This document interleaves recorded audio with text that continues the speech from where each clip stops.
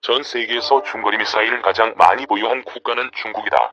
미국 국방부가 지난해 5월 의회에 제출한 중국의 군사와 안보 발전 연례 보고서에 따르면 중국은 사거리 1000에서 5500km의 지상 발사형 중거리 및 준중거리 탄도와 크루즈 미사일 1150기를 보유하고 있다.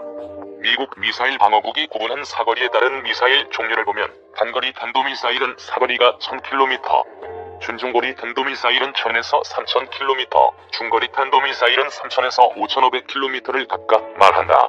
대륙간 탄도미사일은 사거리가 5500km 이상이다. 중국 미사일을 종류별로 살펴보면 IRBM이 160기, MRBM이 450기, 지상형 순항 미사일이 540기, SRBM은 1500기다.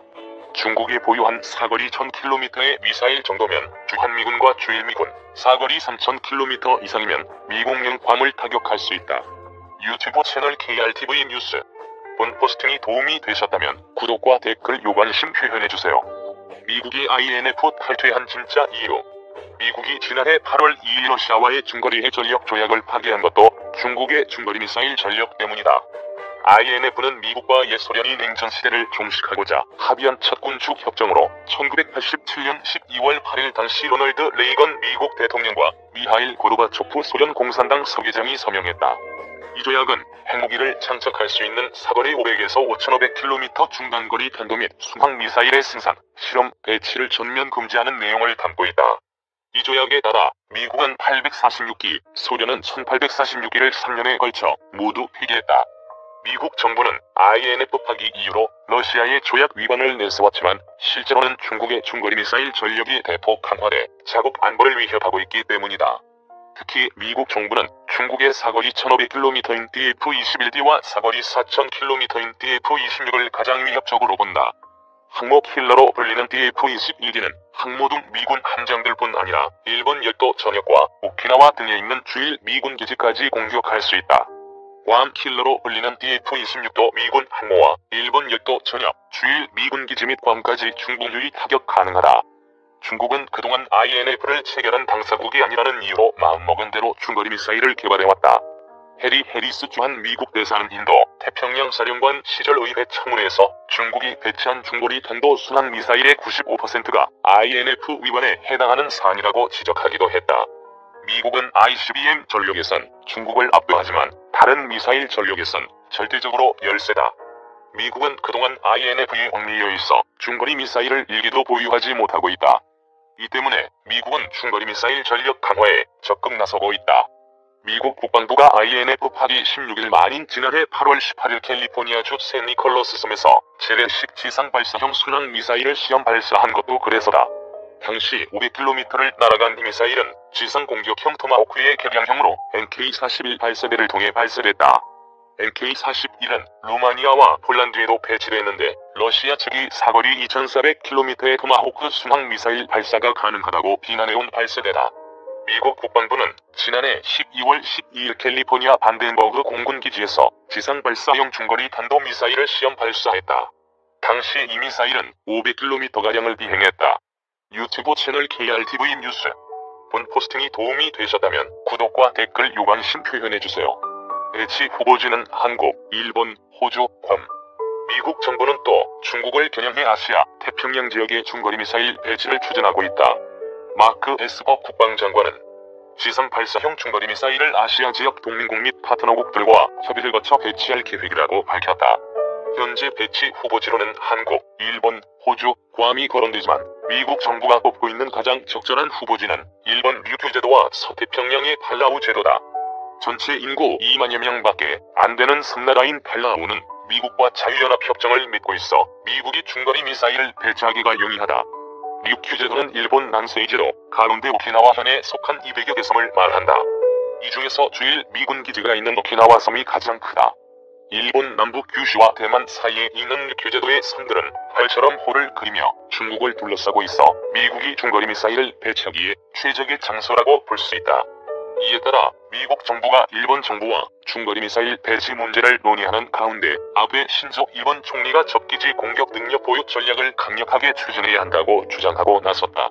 적기지 공격이란 북한이나 중국 등 적국이 핵이나 대량 살상 무기 등을 탑재한 탄도미사일을 발사할 조짐이 있을 때 적기지를 선제 타격한다는 의미다. 일본 역대 정부는 불가피할 때 적기지를 공격하는 것은 자위의 범위에 포함돼 헌법상 허용되지만 정책상으로는 적기지 공격 능력을 보유하지 않는다는 입장을 보여왔다. 실제로 일본 자위대는 외국으로부터 무력 공격을 받았을 때만 최소한의 방위력을 행사한다는 평화헌법 제9조의 전수방위 원칙과 미국의 일본 방어 의무를 규정한 미일 안전보장조약 등에 따라 선제 공격용 무기를 보유하지 않고 있다. 하지만 아베 총리는 6월 23일 집권 여당인 자민당의 간부 회의에서 상대국 능력이 점점 높아지는데 현재의 안보 전략을 그대로 유지한다는 것은 문제가 있다며 억지력 강화를 논의할 필요가 있다고 강조했다. 아베 총리의 이런 방침에 따라 일본 정부는 6월 24일 국가안전보장회의를 개최하고 적기지 공격 능력 보유 등 장기적 안보 전략인 방위계획 대강의 개정을 검토하기로 했다. 미일 양국의 역할 분담 변경 필요. 아베 총리가 적기지 공격 능력 보유 전략을 적극 추진하게 된 것은 아이러니하게도 지상 배치 미사일 방어체계인 이지스 어쇼 계획을 폐기하기로 결정했기 때문이다. 일본 정부는 2017년 12월 북한의 미사일 위협에 대비해 이지스 어쇼 2기를 도입해 아키타현과 야마구치현에 배치하기로 결정한 바 있다. 그런데 일본 정부는 2년 넘게 추진해온 이 계획을 기술상 문제로 중단하기로 했다. 요격 미사일을 발사한 후 200kg의 부스터가 의도하지 않은 곳으로 떨어질 경우 인근 주민 피해 등 안전 문제가 발생할 수 있기 때문이다. 일본 정부는 부스터 성능을 개선하려면 상당한 추가 비용과 10년 이상 시간이 걸려 결국 이 계획을 폐기할 수밖에 없었다. 그러자 아베 총리는 안보 공백을 메우려면 적기지 공격 능력을 보유할 필요가 있다고 강조했다.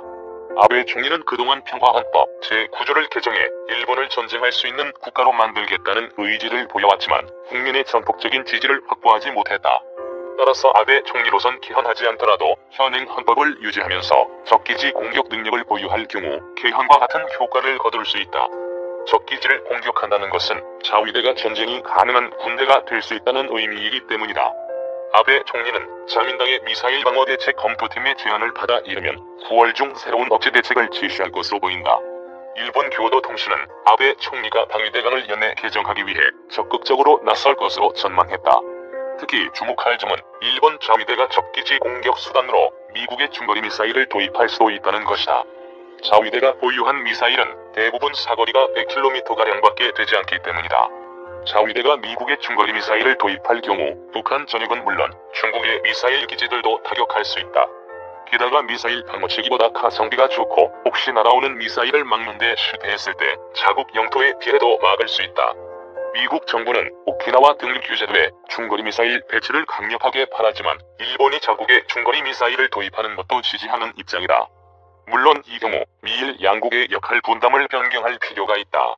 미일은 그동안 미국은 일본 대신 적기지를 공격하고 일본은 이를 지원하면서 방어만 한다는 내용의 안전보장 조약을 유지해왔다. 일본 정부는 적기지 공격 능력 보유와 역할 분담 변경 문제를 미국 정부와 논의하겠다고 밝혔다. 중국 정부는 일본 정부가 미국의 중거리 미사일 배치를 허용하거나 도입할 경우 보복 조치를 가하겠다는 입장이다. 중국으로서도 미국의 중거리 미사일은 엄청난 안보 위협이 될 수밖에 없기 때문이다. 이렇듯 미국의 중거리 미사일은 일본의 적기지 공격 능력 전략에 안성맞춤일 뿐 아니라 동북아와 아시아, 태평양 지역의 안보 질서에도 상당한 영향을 미칠 것이 분명하다.